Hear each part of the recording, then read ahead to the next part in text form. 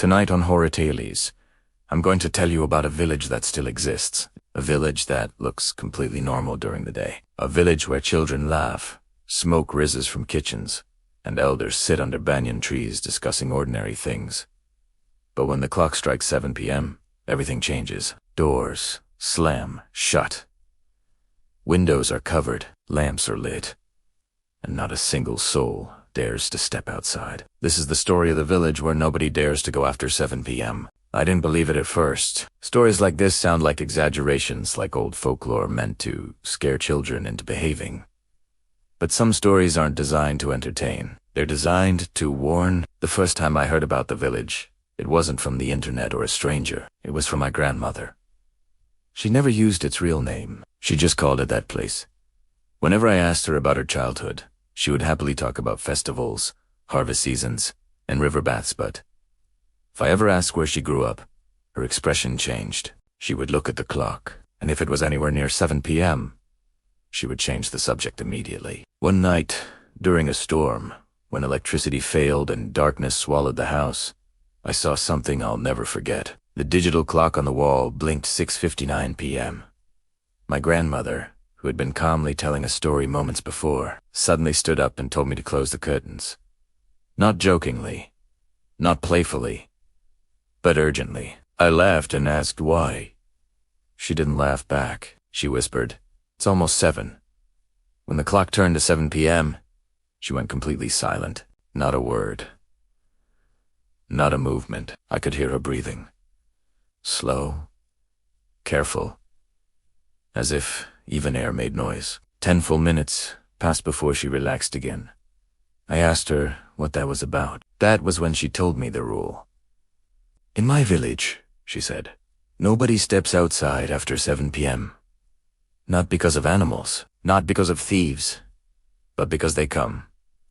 "Who comes?" I asked. "The ones who were taken."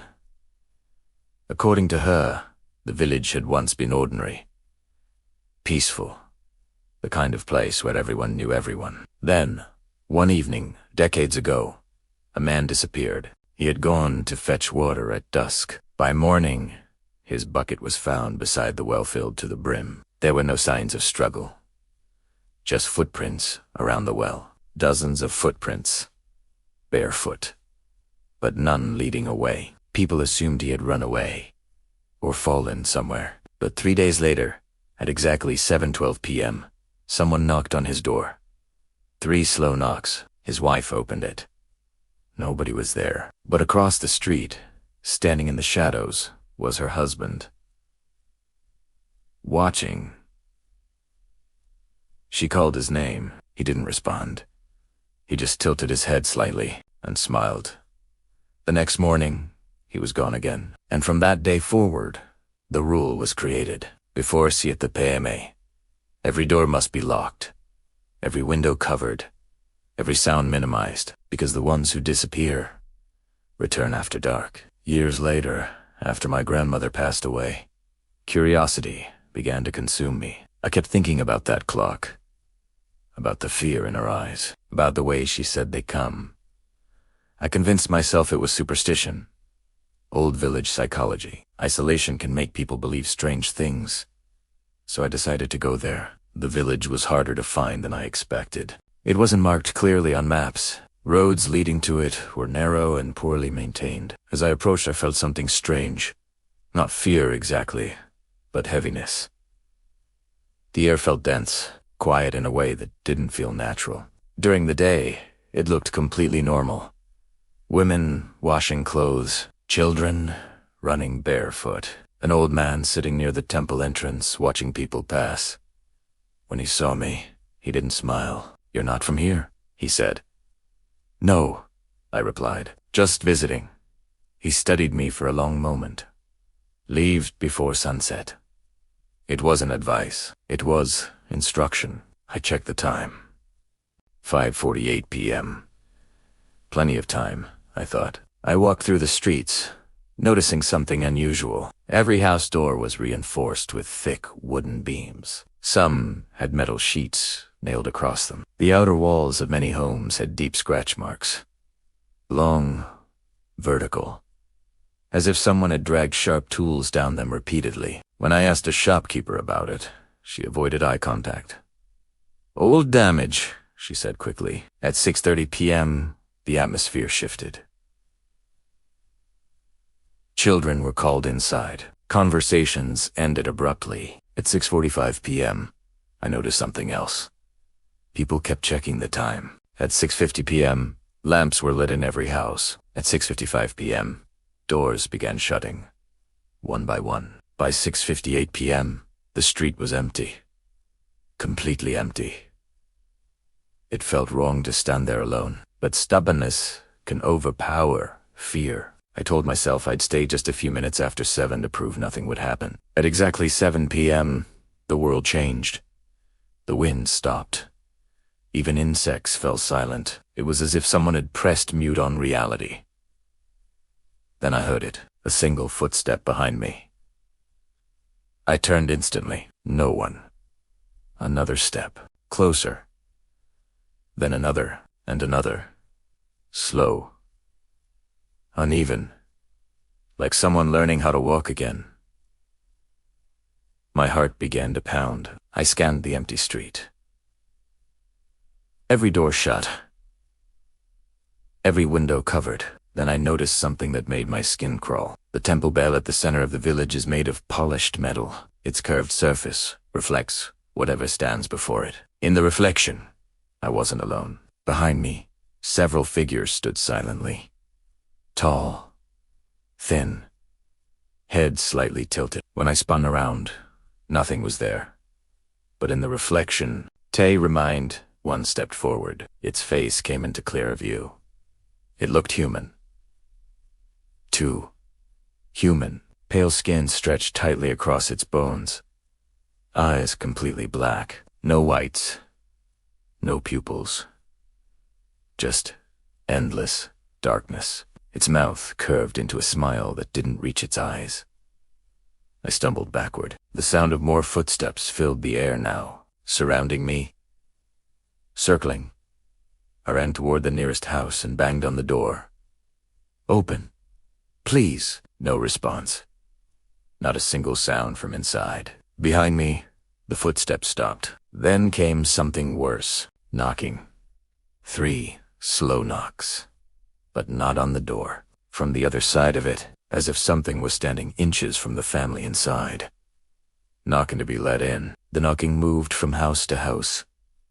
3 knocks. Pause. 3 knocks. A whisper drifted through the air. Not loud. Not echoing. Just close enough to feel against my ear. He shouldn't have stayed. I turned again, and this time, they were visible without reflection. Dozens of them standing in the middle of the road.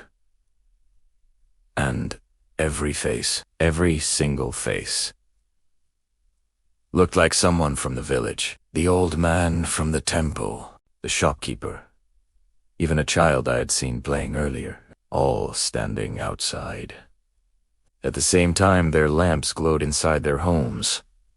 That's when I understood. The villagers weren't hiding from something external. They were hiding from versions of themselves. One of the figures stepped closer to me. Its movements were smoother now, more confident. It leaned its head sideways. "You left once," it said. I froze. "I've never been here before," I whispered. The creature's smile widened. "Yes," it said, "you have." Suddenly, flashes hit my mind. A memory I didn't know I had. A child running through these same streets. A grandmother holding my hand. A roar whispered before sunset, and then darkness. The realization struck me like ice water. I had been here as a child, and something had happened, something I couldn't remember. The figures began moving closer in unison. Not rushing, just closing distance. As if certain I wouldn't escape this time, one reached out toward me. Its fingers were long, cold, almost translucent. When it touched my arm, a wave of memories flooded back. I was 5 years old. I had stepped outside after 7 p.m. Just for a second. Chasing a ball. I remember hearing my grandmother scream my name. I remember seeing shapes at the end of the street. And then nothing. The creature's voice echoed inside my head. You were taken. My breathing became shallow, but you were returned. Returned, I whispered. Yes, it said softly, but not alone. The implication hit me like a hammer. If I had been taken and returned, then what else came back with me? The figures leaned closer. You belong to the night, one of them whispered. Suddenly, I felt something shift inside my chest, a coldness spreading through my veins. My vision darkened at the edges, sounds dulled. The village lights flickered, and for a moment, I could see through their eyes. I saw houses from outside. I saw people hiding inside. I saw fear, and I felt hunger, not for food, but for presence. For replacement. Gerul was senti, about protection from monsters. It was about containment. The villagers locked themselves in, not to keep something out, but to prevent something from choosing them. Every night, after 7 p.m., to take and return, they walk the streets. They knock. They search for the one whose place they can take. If someone opens the door, if someone steps outside, the exchange happens. And by morning, life continues. But someone inside is no longer the same. The figures stopped inches away from me. Their black eyes stared deeply. You were marked, one said. My reflection in the temple bell shifted. For a split second, my eyes looked like theirs. Completely black. The realization terrified me more than their presence. Was I becoming one of them, or had I always been? The air grew colder. The figures began stepping back slowly, retreating, as if the night was ending. I checked my phone. 7:59 p.m. The first breeze returned. Insects resumed their sounds. The figures faded into shadows. By 8:01 p.m., the street was empty again. Doors slowly creaked open. Villagers stepped out cautiously. The old man from the temple looked at me with horror. You saw them, he whispered. I nodded. He survived. But his expression didn't hiss or relief, it showed concern. Leave, he said again, and never return. I left that night, but something followed me. For weeks afterward, at exactly 7 p.m., I would feel it, a shift in air.